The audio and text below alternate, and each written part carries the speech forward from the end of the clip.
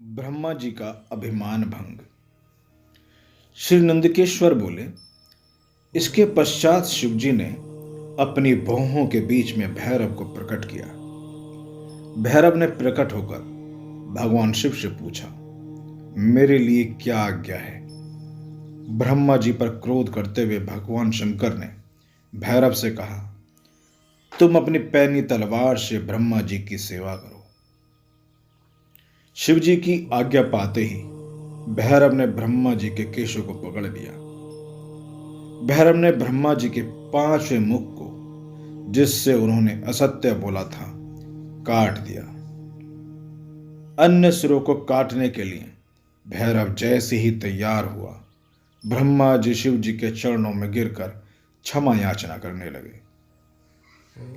विष्णु जी ने भी भगवान शिव जी के चरणों में गिरकर ब्रह्मा जी को क्षमा करने की प्रार्थना की। हे भगवान, आपने प्रारंभ में ब्रह्मा जी को 5 सिर प्रदान किए थे। अब इनका 1 सिर कट चुका है। अब आप इन पर प्रसन्न हो जाइए।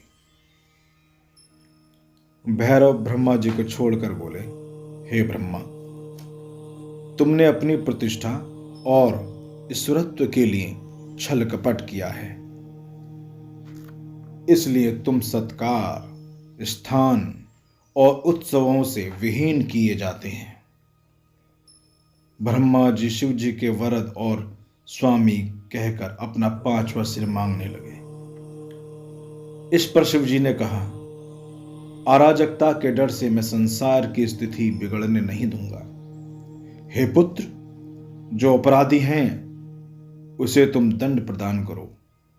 तुम गणों के अधिपति होकर रहो, लोक मर्यादा का पालन करो। इसके पश्चात शिवजी ने केतकी के फूल से कहा, तू भी झूठ में शामिल है, अतः तू भी मेरी पूजा के योग्य नहीं है। शिवजी के गणों ने केतकी को दूर भगा दिया।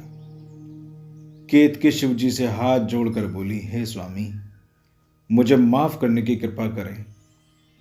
हे प्रभु, आपकी कृपा से कुछ भी दुर्लभ नहीं है। शिवजी बोले, मेरा वचन कभी मिथ्या नहीं हो सकता है।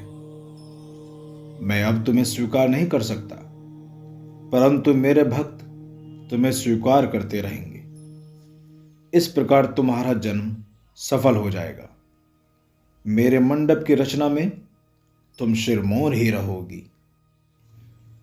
इस प्रकार भगवान शिव ब्रह्मा, केतकी और विष्णु पर कृपा करके देवों के पास पधारे।